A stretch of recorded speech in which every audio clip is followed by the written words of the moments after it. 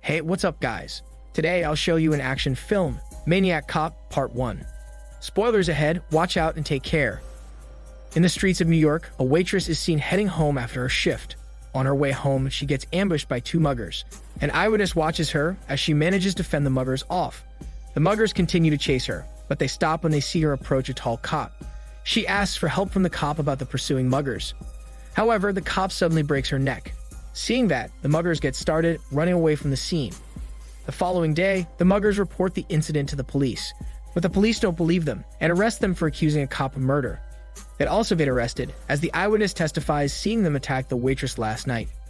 Meanwhile, in a morgue, two detectives arrive to inspect the corpse of the waitress. The medical examiner explains to them that her cause of death is similar to hanging. However, he also adds that this case of death is much worse, as her entire neck became soft as jelly, meaning her neck was crushed by the suspects.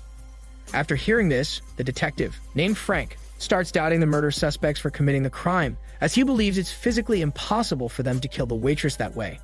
He then recalls the muggers talking about the tall cop who killed the waitress. However, his partner rejects the mugger's statement because he does not believe that a cop did this. The partner gets sick of the smell of the morgue, and they both leave. Later that night, a young couple is making out in a car that's stopped in a red traffic light. Suddenly, the tall cop approaches the young couple and asks to speak to the young man. When the young man gets beside him, the tall cop suddenly unsheathes his baton, revealing a blade. Then he uses it to slash the young man's neck and proceeds to throw him to the car's windshield. The young woman panics after seeing blood gushing at the windshield even after turning on the wipers. This makes her drive off with her dead lover's car. The following day, the young woman reports the incident to the police. Frank then gets called by the commissioner of the police because he assumes that it's the same tall cop from the last crime. The commissioner also asks why Frank thinks it's a cop instead of a lunatic dressed as a cop. Frank explains that it might be an employee within the police force with psychological issues. He also adds that if it isn't from the force, then they have no reliable leads. After that, he requests the commissioner to run a check for this possible lead by searching their police database. The commissioner accepts his request. However, he states that Frank must keep this hidden from the public, as it will affect the police force's reputation. After their discussion, the following evening, the tall cop strikes again. This time, he is pretending to arrest an innocent musician and prepares to kill him, but the musician notices the blade and quickly starts running. He tries calling for help from the neighborhood, but no one answers. Unfortunately, besides some wet cement, he gets caught by the tall cop. All of a sudden, the tall cop drowns the musician in the cement and leaves him to dry solid. The next day, the construction workers find the musicians, and they try to break the dried cement to retrieve his corpse. Meanwhile, at City Hall, the mayor running for re-election hears the news of the tall cop's murder spree, and he wants this case to be hidden from the public. He tells his assistant to make an internal investigation and suppress all the eyewitnesses on the tall cop killings, so as to avoid weakening his reputation in managing the city. However, later that night, Frank meets with a journalist friend. He then ignores his superior's order on hiding this case and tells her about the tall cop killings. He tells her to use this info as her scoop and as a way to protect the civilians from the tall cop, since they blindly trust the police. Soon after, she makes a headline in the newspaper about the tall cop now being named the Maniac Cop. This angers the mayor, as his orders to keep the issue hidden were ignored by Frank. However, Frank couldn't do anything, as he might get accused of covering up the crimes. After thinking for a while, the mayor decides to act ignorant to the case and orders his assistant to make a statement regarding the case. The assistant also advises him to say some good things to the police, since they're going to lose trust from the citizens. However, the mayor doesn't care, and he just plans to blame the police if the investigation fails, or commend them if it succeeds. After the mayor's statement, Frank's plan to warn the citizens starts getting more attention. However, his plan does not go well when a citizen is seen listening to the news about the Maniac Cop. Just then, her car breaks down, and a police car approaches her. The cop walks to her to issue her a ticket. However, before the cop can speak to her, she panics and grabs a gun to shoot the cop.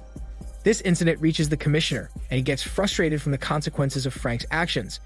He then tells a veteran cop who's walking beside him to catch the culprit before the citizens lose trust in them. The following evening, a housewife, who is married to her husband Jack, suspects her husband is the Maniac Cop since he comes home late at night. After Jack leaves to start his police night duty, she proceeds to follow him with a gun in hand. As the housewife follows Jack, she is led to a motel, where she asks the clerk what room her husband is in. Then she barges into the room to confront Jack and points a gun at him. But to her surprise, he's cheating on her. After learning about the affair, she leaves him with his side chick and heads home. However, on her way home, she suddenly gets grabbed by the maniac cop inside a van. The following day at the same motel, a room service maid comes to a room for cleanup. Just then, the maid is shocked to see the housewife's corpse. After that incident, the veteran cop calls Jack in to talk about his wife. The veteran reveals that his wife died in the same motel where he did his fling. And also, the eyewitnesses testified this, and Jack also reveals she had a gun, but without properly explaining himself. This leads to him being falsely accused and arrested of being the maniac cop. The mayor then takes this opportunity to make a press release that the maniac cop is captured. Meanwhile, back at the police station, Frank and the veteran cop interrogate Jack. Jack tries to explain the situation, but the veteran cop doesn't believe it. Just then, Jack's lawyer comes in to stop the interrogation and kicks both cops' smelly ass out of the interrogation room. After they leave, Jack explains the events to the lawyer, but the lawyer thinks he is just having mental issues with his memory. Jack tries to prove his innocence by bringing his side chick into the case if the cops can't find the real killer by the end of the week. Meanwhile, at a bar, Frank and the veteran cop see news of the people in the city starting to avoid and not trust the policeman because of the maniac cop's influence. After hearing this, the veteran celebrates, thinking this news will change for the better because the killer is caught. However, Frank thinks that's not the case and thinks that the real maniac cop used Jack as a decoy and scapegoat for his crime. The veteran cop rejects his theory since Jack can't even explain himself properly. But Frank realizes that Jack is protecting someone's privacy. This leads them into an argument since Frank is disrespecting the veteran's investigation skills. But the veteran still lets Frank continue his hunch. After their time at the bar, Frank visits Jack in his cell. Frank tells him that he was set up since he matched the physical build of the killer. Frank also adds that with the info on Jack being known, the killer is most likely among the police force or knows someone in it. Since he knows about Jack's life, the maniac cop might target another person close to him. To prove his innocence, Frank asks Jack to reveal who he had an affair with, since she's a possible lead to the killer. Jack reveals that it's an undercover officer in the police force named Mallory. Jack tells Frank that she is currently on duty as a prostitute tonight.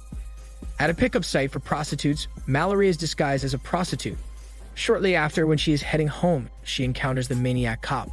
Suddenly, the maniac cop tries to choke her, but she manages to shoot him multiple times in the chest.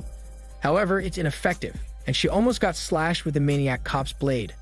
Luckily, Frank arrives just in time to save her. Mallory and Frank both get injured in the fight with the maniac cop, but manage to drive him away. They realize that the maniac cop is cold and doesn't breathe during the fight. After saving her, Frank interrogates Mallory about the maniac cop.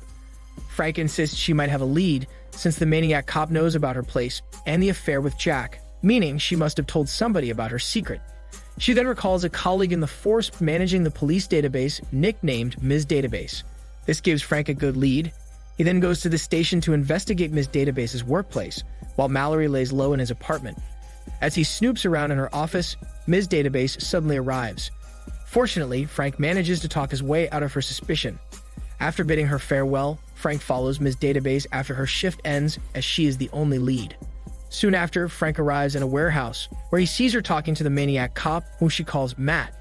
Frank tries to learn more from their conversation, but accidentally makes noise, causing Ms. Database to shoot in his direction. Luckily, Frank manages to run away without revealing his identity. He then proceeds to look for any files on officers named Matt. He then learns that Matt is a super cop who made many achievements for the police force in the past. However, Frank doesn't know how he is related to the maniac cop. Just then, the manager of the police files tells him that Matt was unjustly arrested due to corruption from City Hall protecting the criminals who Matt was chasing back then. Meanwhile, Matt is in the warehouse, where he recalls how he got killed brutally by being slashed and stabbed in a prison shower by those he arrested. Back to Frank. After learning about Matt, he and Mallory visit Jack to tell him who the real killer is. Frank then plans a visit to the prison Matt died in order to get further clues on his whereabouts. He heads into the police database office to check the updated info on the maniac cop. Suddenly, he gets attacked by Ms. Database because she thinks Matt will kill her for failing to hide him. After attacking Frank, she quickly runs. However, she is shocked after seeing a cop hanging from a ceiling and panics that Matt is here. Just then, as they go back inside the database office, Matt bashes Ms. Database around the office and then proceeds to beat up Frank. Meanwhile, in Jack's visiting cell, they hear the commotion. Mallory checks to see what's going on and finds that Matt is going on a rampage. She then heads to the car to prepare their escape from Matt, while Jack checks up on Frank. However, he is too late, as Mallory finds Frank falling through a window when Matt throws him out. Jack arrives at the database office, but doesn't see Matt and finds Frank, who fell. Suddenly, Frank's partner arrives and sees him, thinking that Jack killed in his database, so the partner tries to arrest him. Luckily, Jack distracts him and knocks him out, giving Jack time to escape before more cops show up. After the incident at the station, Mallory and Jack continue with their lead to the prison and find the medical examiner.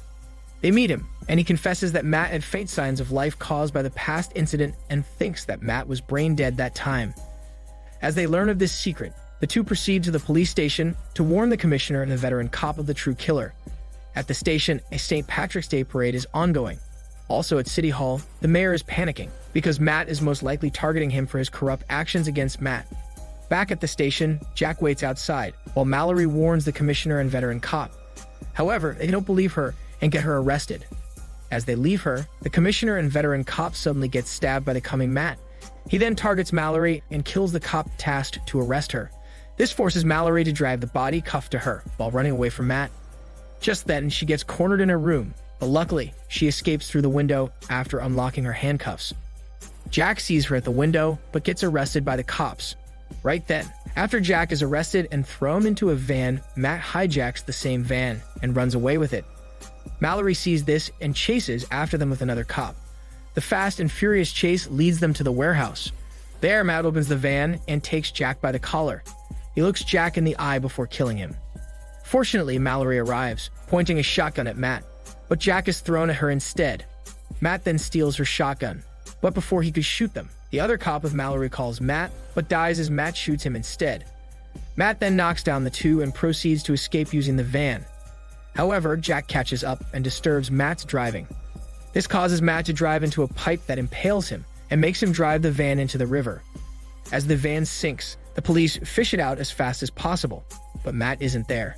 Just then, under the pier of the warehouse, Matt's hand rises from the water. After the incident, the mayor is confident that Matt is dead. However, as soon as his assistant leaves, we see Matt hiding behind a curtain and suddenly approach the mayor as he screams. The film ends as Matt kills the mayor and gives him the right to remain silent forever. This is Daniel CC Movie Channel. Stay safe and enjoy your day.